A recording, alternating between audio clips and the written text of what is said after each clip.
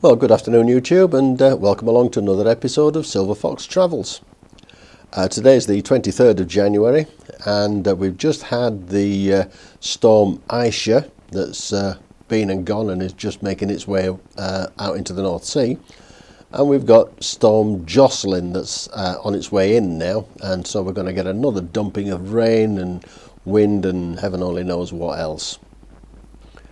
Been an absolutely miserable winter up to now. I thought I'd tell you about a few things that I've got planned for later on this year. As you can probably see over my shoulder, I've got my 2024 things to do, and listed on there are one or two tours that I want to do with the lads, Anthony and Daniel. I want to go up to Scotland, and we hope to have a look around the North Coast. Is it the North Coast 500? Yeah. I've got a book on the subject which I'm currently reading up on, and it looks as though there's quite a lot of interesting places to visit. Now, I doubt that we're going to get the whole thing done in one go, but certainly do parts of it. I think the lads have managed to get a week off in July, so we're going to have to try and squeeze it all in within sort of Saturday to Saturday for a full week, but we'll see what we can do. I would also like to pop up to the Lake District and maybe have a long weekend up there. And also I'd like to have a little tour of the settings for the All Creatures Great and Small series that's been on the TV lately.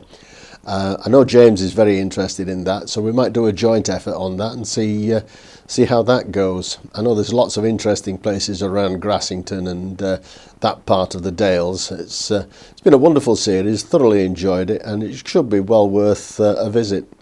I believe Broughton Hall is where Mrs. Pumphrey is supposed to live, and there's been one or two other places. Burnsall's been on it, as I say, Grassington, and lots of places around there, so it should be quite an interesting trip. I'd also like to have another look at more of the North Yorkshire moors. I've not really done too much of that. It'd be interesting to get a closer look at some of those places, and maybe even the Yorkshire Wolds. I'll see what I can organise, but these are all little trips and tours that I want to try and get done this year, if at all possible.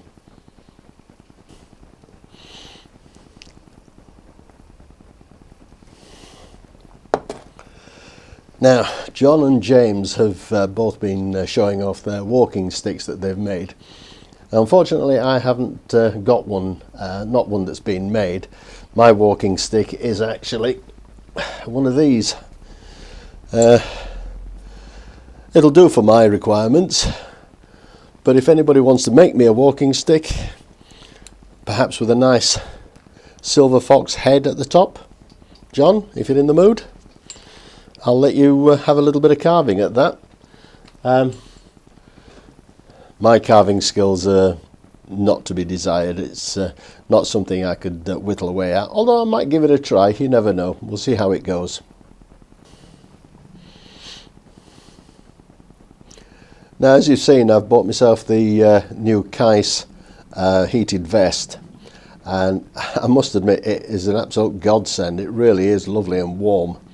I did have a bit of an issue with it though. The remote, the controller on the that connects to the actual vest itself, it was faulty. It wouldn't switch it on properly, and it wouldn't scroll through the settings properly. And in the end, it just simply wouldn't work at all. So I've sent that back, and I've got myself another one, which works absolutely perfectly. Touch wood.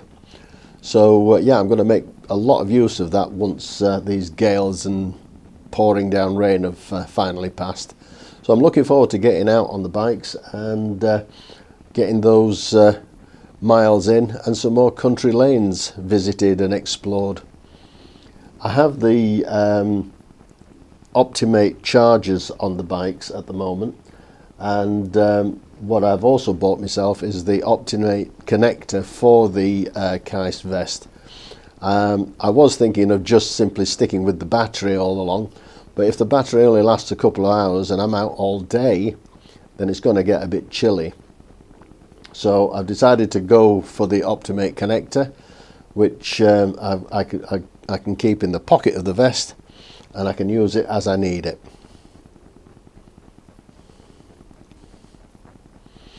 I haven't been out on the Silver Fox for quite some time, although I have just finished checking over the tyres and the oil and what have you. I do from time to time come in here, open the door fully and turn the engines on and let them fully warm up, get them really up to proper working temperature, and then I'll shut them down and I'll leave the door open for an hour and let it all blow through, because otherwise you end up gassing yourself in here. But yeah, so far so good, everything's okay. I did spray them both down with the what do you call it? It was the let me just get the bottle. This is it, the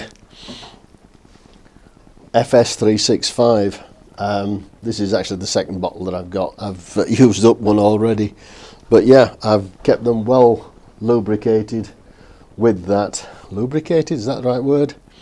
I've kept them well protected with that, and it's an easy enough job. What I do is I'll either spray it directly onto the bike or onto a rag and just wipe it down and just make sure there's plenty of it on there.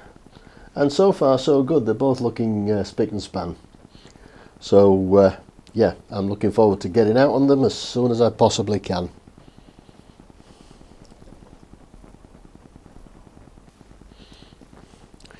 Actually, one other area that I'd like to explore is the North Norfolk coastline, Hunstanton and all that, Wells next to the sea, and round the east side of Norfolk.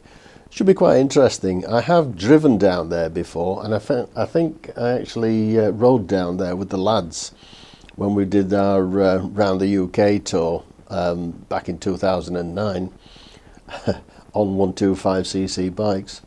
But I think we also were in that area when we did the coast to coast, where we went from Great Yarmouth across to St David's, which was an absolutely brilliant ride. Really enjoyed that. Might redo that, you never know, there's a possibility. There's been all sorts of talk about the new Royal Enfield Bullet 350 that's come out. Whether or not it's a viable substitution to the classic 350. I must admit, I do like the Bullet. It's nice. I wasn't overly impressed by it when I saw it at the NEC, but since then I've seen quite a few reviews, and a lot of people have said how nice it is, and it does look a nice bike.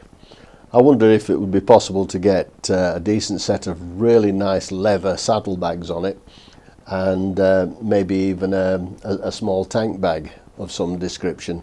Wouldn't look too bad if they were in good quality leather, I suppose. But is it going to be a replacement for the Cub? No, I don't think so. Not really worth it, to be honest. I mean, it's the same engine, it's virtually the same bike. There's a few tweaks here and there, but you know, why change for the sake of a different name, basically? But for the time being, the Cub's staying with me. I'm really enjoying riding it, and I really enjoy riding the Fox as well. So both these bikes are staying in my stable, so to speak, and I'm not changing anytime soon.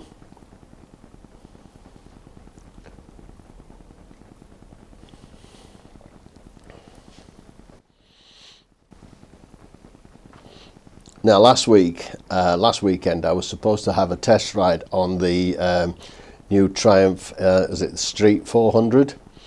And I had it all set up, all lined up, and they gave me permission to record it and do a review video on it. But as it turned out, the storm that hit was absolutely terrible. That particular day, there was snow the day before, it was blowing a gale, there was ice on the roads, black ice as well, and so I rang them up and said, you know what, I don't think I'm going to be able to do it. I'll leave it until the better weather. I think it might be a good idea to hold off on test rides until, shall we say, the springtime at the very least. And we'll see how we go from there. It'd be nice to get a test ride on that, and maybe even something in the Honda range. There's talk of some new Hondas coming out, some 350s. I've seen, I did see a video on YouTube a few days ago showing them, and they didn't look too bad actually. One of them looked a little bit similar, well, shall we say, not a little bit, quite a lot similar to the 350 Classic.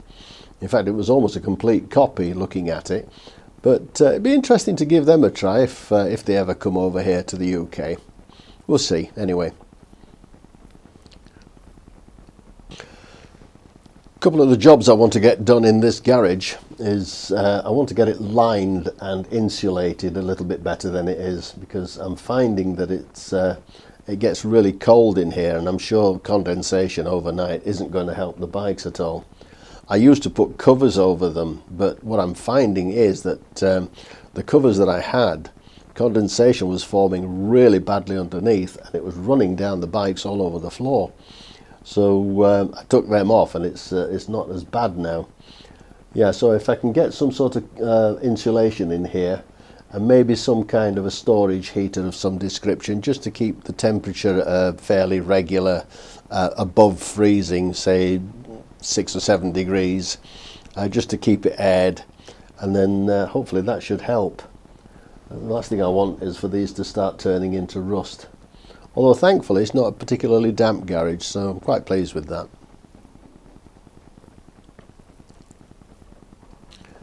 I was watching the All Year Motorcyclist earlier today as well. Mr. Tame, he was out on his Suzuki, and he had to stop and show us all these daffodils that were starting to appear along what he calls Daffodil Road. And yeah, sure enough, the harbingers of spring are starting to show. I have a few in my garden as well. One or two of them are quite tall. They're going to be in for quite a surprise if we get any more really heavy frosts, which I'm pretty sure we will, because the end of January, middle of February, it's usually the worst sort of part of the winter. So we'll have to wait and see, but so far I've got quite a few plants that are popping their heads up, and it's looking pretty good. Anyway, I'll be glad when this bad weather has finally blown over, and we can actually all start getting out and about again. I'm looking forward to having a meet-up with James, John Pawson, possibly even Ian Hughes if we can arrange something, and one or two others, anybody who's within reach. I know I saw a video from the Bingley Wheeler a few days ago, and he was saying that he was interested in organising a casual meet-up somewhere and a bit of a ride out. So I contacted him and said, yeah, I'll be up for that, especially if I get to see his new Moto Guzzi, which looks a really cracking bike.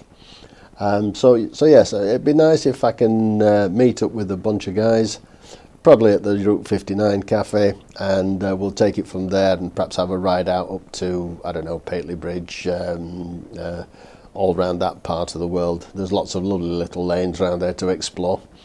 But yeah, that should be quite interesting. So anyway, that's pretty much it from me for now. I'm not going to be able to get out to ride for a little while, so I thought I'd give you a little bit of a garage chat. And I'll end the video at this point now by saying thank you very much for watching, and look after yourselves, look after the people around you, and of course until next time, bye for now.